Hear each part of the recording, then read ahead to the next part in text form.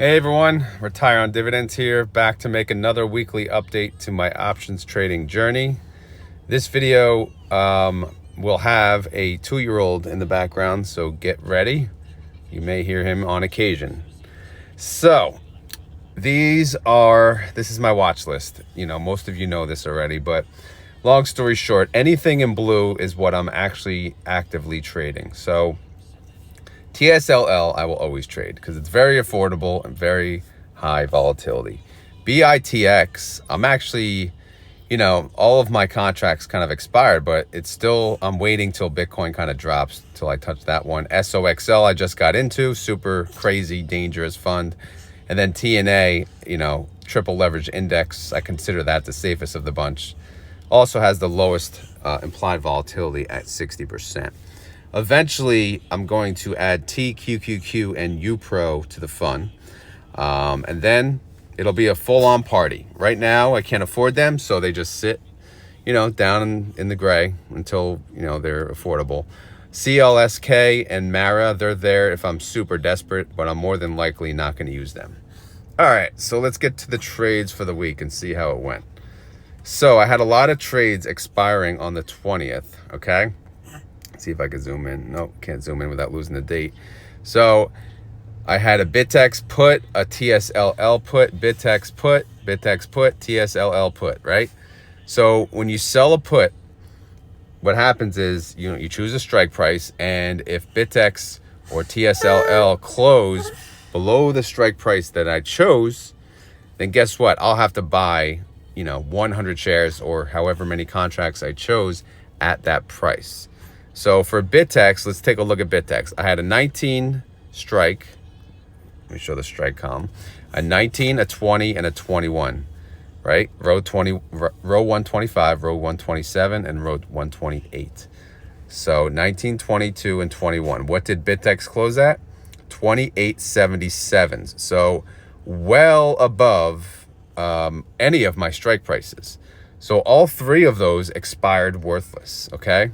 In fact, it got this, it's way, way out. That just shows you, how far these funds can move up or down. Obviously, in this case, moving up, it's okay. It didn't hurt me. In fact, I got my collateral back, and it's a party again. Now, TSLL, I had two puts, a $9.50 and a $10. Let's check what TSLL closed at, $11.61, which is above both of those puts. So these also expired worthless. So what happened is, I collected the premium, 35, 25, 38, 40, and 24. All of that premium, I got that up front. And the amounts that I fronted right here, I just got that back basically this morning. Because, they wait typically until the Saturday morning, I believe, because there is after hours for Friday. But essentially all expired worthless, which means I get the cash back into my account, which is awesome because now I could use it. So yeah, I collected the premium and I got the cash back. Woohoo! All right, now this week, super busy. I went nuts. So I sold a put on BitX that expired Friday, actually. And I chose a strike price of, where is it? $23, right? And obviously we saw what BitX closed at, 28. So, this was within the week, So I did it on the Monday. I sold a put for expiration of Friday. So you'll see it shows, where does it say? Number of days. Well, it was 5 days. But anyway, when I sold the put, it was Monday. I closed it the following day on the 17th because that was the green day. I believe it was the 17th. I think the 16th was the Monday. Who the hell knows? But regardless, I sold a put. Where is it? I sold a put on the 16th and I closed it on the 17th because that stock went super green. So it only cost me 20 cents, right? They paid me 60 cents per share up front. And then the next day it was worth 20 cents. So if I paid 20 cents, I closed it, which means I collected 40 and I keep my collateral of $2,300 back. In the end, if you actually calculate what this annualized premium comes to, it comes to a ridiculous 634%, which, yeah, the timing was like, honestly, it couldn't have been better. Same thing with TSLL. I sold a put on the 16th and I closed it. Oh no, no, this one I did not close, sorry. But I did sell a put on the 16th, 1050 strike. This one also expired worthless. I let that one expire out. But here's the put here. TSLL, I sold a put 9/16, and then this one had an expiration of the following Friday, the 27th. So I said, you know what, instead of waiting an extra week, I closed it early. I closed it on the 19th. And so essentially that went out for 3 trading days, and I collected, if you look, I collected 70% premium kept, column N. I collected 70% of my premium, which was $22. Got my collateral back, and it's a fun day. So as you can see under action, that's a buy to close, because when you sell the put, if you want to close it early, you have to buy it back. All right, next one. I sold a put on Bitex on the 16th. Let's check this one out. I closed it, in fact, 1 day later. So I chose a strike price of 21. I collected 70 cents. The next day, this thing was worth 30 cents. Why? Because Bitex went up a lot. So since it went up a lot, I was able to pay to close early. Again, 1 day. So I collected $40 for fronting $2,100 for 1 day. If you calculate that on an annualized basis, that comes to 695%. Again, the timing was nearly perfect. And I don't plan for this to happen, right? I never plan to close early. But if it happens, it happens. And I joke in the Discord, if you close early, you give up your man card, right? Only men let their options expire worthless. Anyway, that's a joke. Let's move on. So SOXL, super crazy ass ETF, triple leveraged, chip kind of ETF here. Let's check it out. I sold a put 9/17. I chose a $27 strike price, right?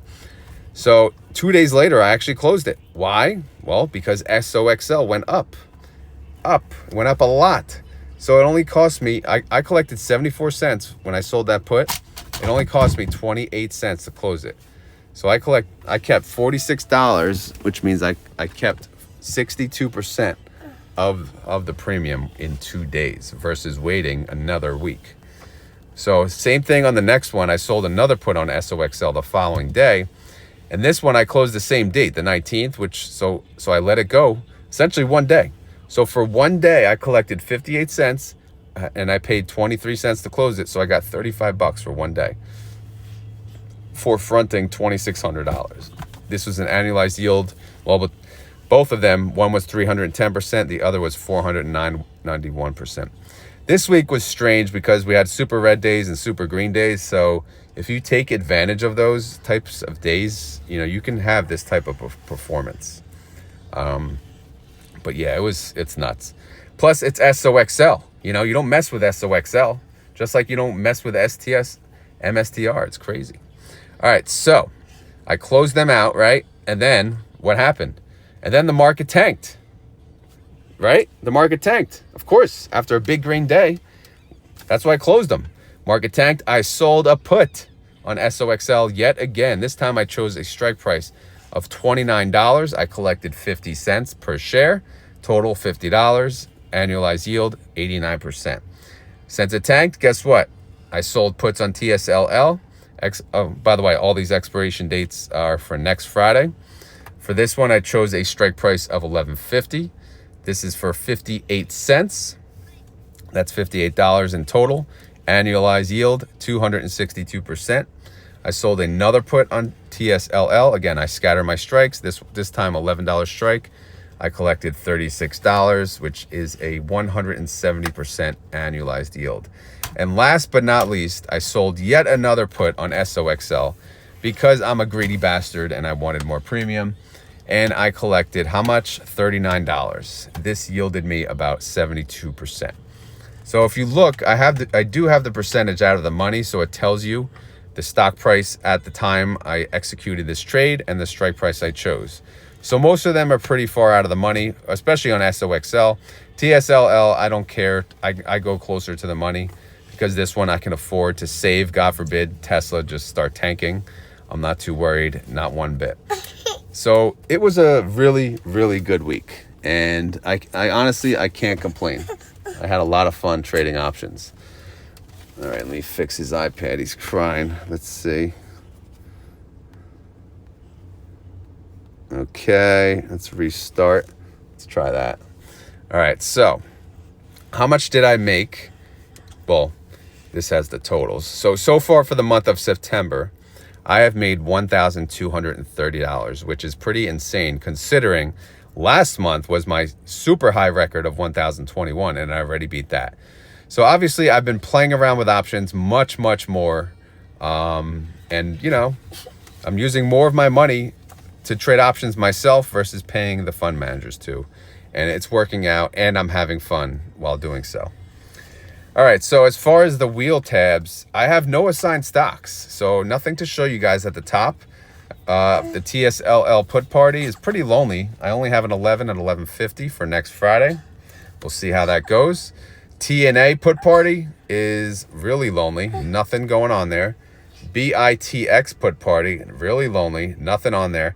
And the reason is TNA and BITX have been super green. I'm not going to sell puts when they're, you know, they keep going up. It's just way too risky. SOXL, again, no assigned shares, but I do have a put party on them. I have a 28 and a 29 heading into next week. So I'm ready, baby. SOXL, welcome to the party. I know you're nuts, right? I call it, you know, it's the crazy girl, right? TNA, I swapped TNA for SOXL this week. So, you know, I got rid of the safer girl, the quiet girl in the room, and then you got the crazy biatch SOXL who's going nuts, right? One day they're super green, up 10%. The next day they're down. All right, 2-year-old's getting antsy, so let's finish this up. Income for the week, I made $421, which pretty good. Not a record, but pretty damn good. I fronted 19,650, so that yielded me 2.14% for the week. We talked about totals, so don't need to talk about that again. And then we have the retire on options hypothetical. So how much money do I need to retire on $200,000? My rate of return, my average rate of return, if I go to this spreadsheet, is 250% based on all of the trades I have made since the month of February. And if I use that, I only need $79,000. Obviously, I'd have to use all the capital and everything would have to go well and fine and dandy. So let's be a little realistic, and I have a high capital number. This is my safe number. We'll call it $637,000. If I could save up $637,000, I can retire on options making $200,000 a year. So I'm ready. Someone just needs to give me $637,000. Then I'm set, baby. What's your number, guys? Share that in the comments below. How much you need to retire on options. All right, guys. I wish I could talk more, but I gotta get my son out of the car. He's going nuts. I'm at my other son's flag football game, and right now he's practicing, and the game is starting very soon. So let me head out. I just wanted to get this video done because, again, you got to do the videos when you can, and there's no time ever, especially on the freaking weekends. But I hope you guys enjoyed this video. As always, this is not financial advice. I am not a financial advisor. This video is for fun and entertainment. So hopefully you had fun. Hopefully you're entertained. If not, we will try again next week. Hopefully we'll have more peace and quiet next week. But let me know, guys, how much do you need to retire on options? Also, what do you guys think of SOXL? Do you mess around with SOXL, or is it too crazy for you? It is nuts. It is nuts, man. I never really watched it like a hawk, but once I started trading, I've been keeping my eye on it. Good Lord, this thing moves. Plus, it has a high margin maintenance, which kind of sucks, but you know what? It is what it is. At least it's not 100%. We'll see how it goes. All right, guys. If you enjoy this content, please hit the like button. And again, thank you for watching, and have a great day. Later.